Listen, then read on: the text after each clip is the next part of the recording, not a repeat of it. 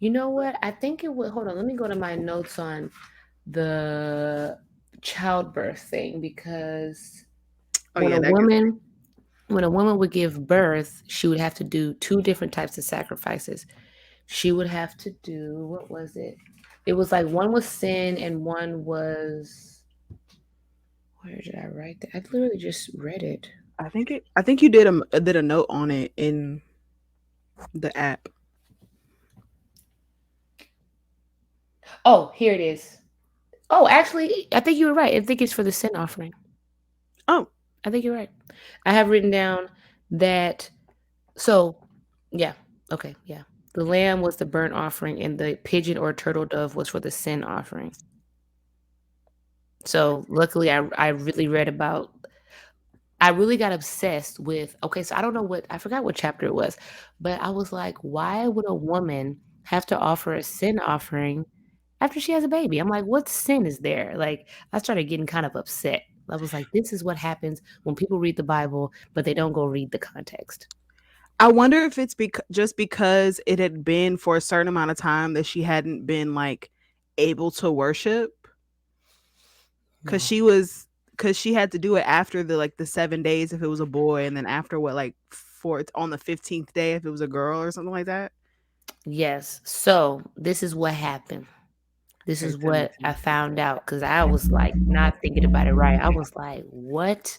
I Yeah, I was read like, that too. I was like, excuse me, why? like babies are a gift from God. God tells you to go forth and multiply. So why, Is it like, a sin? so giving birth in itself is not a sin. Okay. That part is not the sin. This what's really it is going to be a kicker. You're going to be like, what the heck?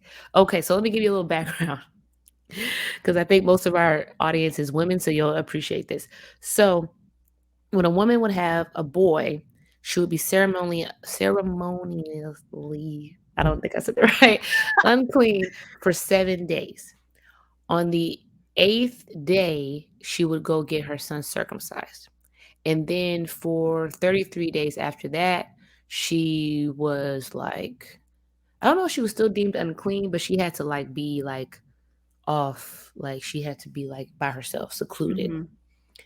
Um the commentary describes this as like ancient maternity leave.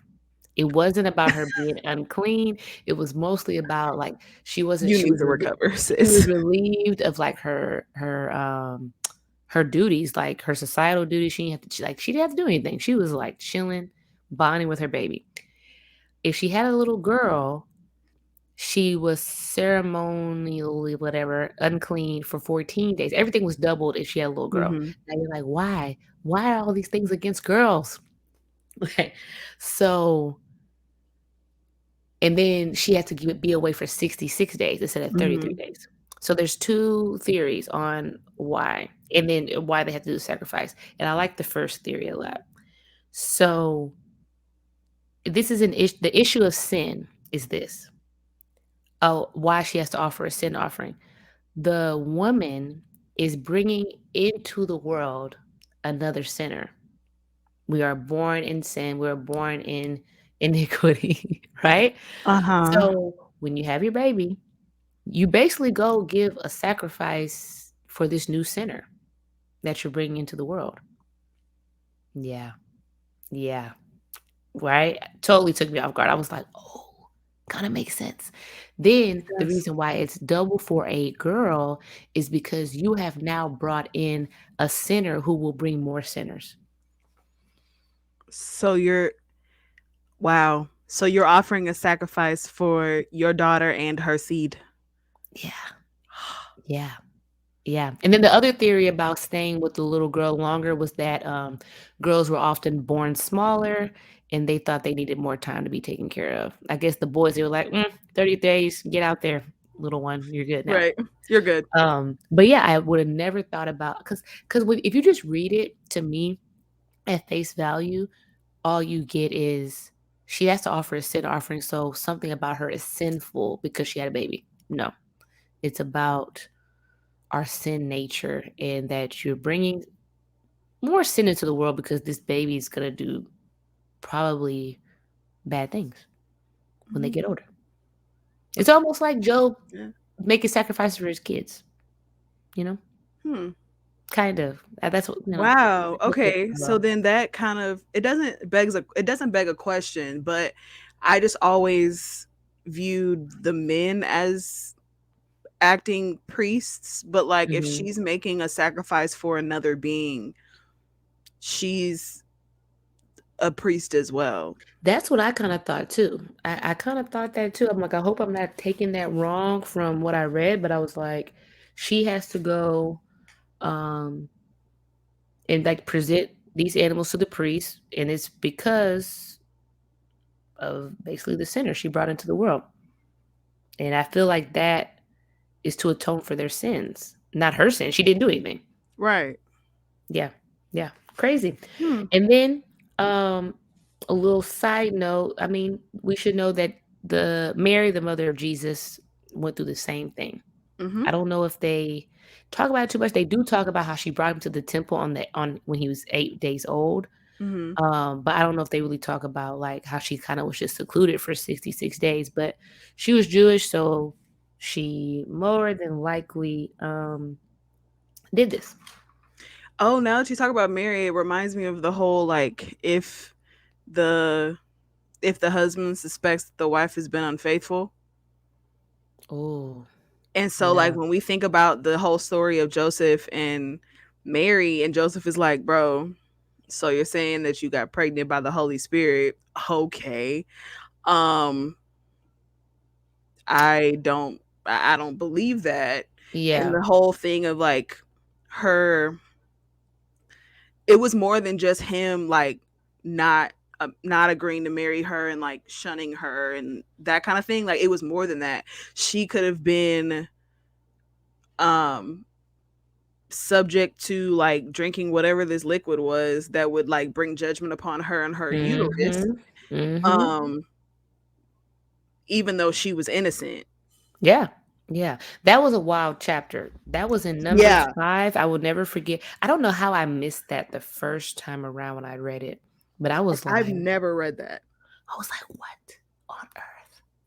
But, okay, side note, in the commentary on that, it said that because at first it looks like it's very unfair to women. Mhm. Like, why does the woman have to drink the water and nothing happens to the man? But in the commentary, it said that if the woman drank the water and her husband had been cheating on her too, he would also be sick or Mhm. whatever. His insides would rot or whatever. And then what else did it say? It said something else. Now I forgot. But I was like, okay, I guess. But I was It like, was something what if? about if they're both caught. Yeah, Like yeah. if Oh, and then yeah. that's what I read, that they kinda abolished that law after, Mhm. I think either after the Babylonian captivity or during, because they said it was too much adultery going on for them to keep appealing to God about it. Like, they didn't wanna profane his name because it was, like, literally so much adultery going on. It's like, Cause I made a note in there and I was like, well, if both of them, both the like if they're caught in the act of adultery, both the man and woman like get in trouble or whatever, then why did they mhm. only bring the woman in front of Jesus? Because women were treated terrible back then, and Yeah. men, you know, it's like Hmm. these laws were given by God, but then, I mean, how long does it Interpreted by take men. for yeah, how long does it take for men to, like, twist them to for their gain? Like, honestly. That's why Probably immediately. even with that law in Numbers when it was, like, bringing the woman, if like, this like, think it was about even if your husband is just jealous, if he thinks, he don't have proof, he just thinks he can make you drink cursed water from the dust of the offerings and some kinda whole like, what? And then you just have to trust and believe that God is not going to let anything happen to this woman if she is innocent. But you're not supposed to test God. So it's too Exactly. much. Hmm. But then I guess if God gave you the rule, I don't know. It's just a lot. Like I was like, Yeah. that's a lot for me. Like So as a woman, it's a lot. something else that I've heard um very incorrectly and almost to the level of abuse used from Leviticus and Numbers and all of the law basically is that if a woman nowadays if she is struggling with infertility, then like it's because either she was sexually promiscuous before, or Mhm. um she has committed adultery in some way because she slept with someone who wasn't her husband before she got Mhm. married, type deal. Like you get this Yeah. very perverted, very like harmful and abusive view of that, because I read that and I immediately was just like, ugh, that's gross. And it wasn't supposed to be like that. Was the law is what brought judgment. So in their time, if they committed that sin, that was their judgment. They knew it up front. But now you're telling